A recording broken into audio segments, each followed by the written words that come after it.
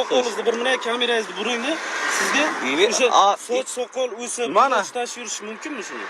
Mumkin emasmi? Yo'q, mumkin emas. Karantin qoidalariga ozoda, toza bo'lib, soqolni olib, kirlikka kiradimi bu? soqol qo'yib yurish mumkinmi? Mumkinmi? Ayol kishini mindirasiz. Siz mana aytmangsiz. Siz oilangiz bilan yursangiz mayli. Qarang, mana eshitdingiz bir.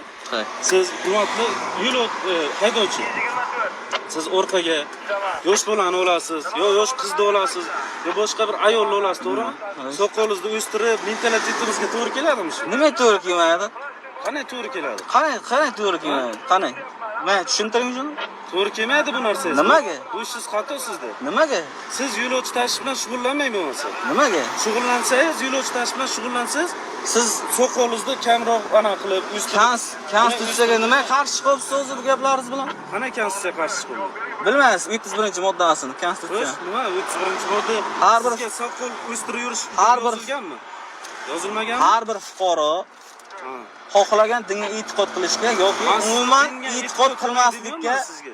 Nimaga siz har bitta Yo, to'xtang. Yo, to'xtang. Nimaga? Men islom diniga e'tiqod qilaman. Men soqol qo'yaman. Islom diniga e'tiqod qilasiz, to'g'ri.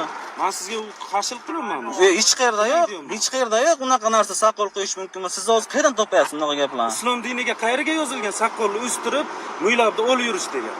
Ha? Islom diniga yozilganmi shu? Yozilmagan. Mo'ylabni oldi, soqol qo'y deb yozilganmi? Yozilmagan. Kamera oldi. Oldimi? Hurmatli haydovchilar.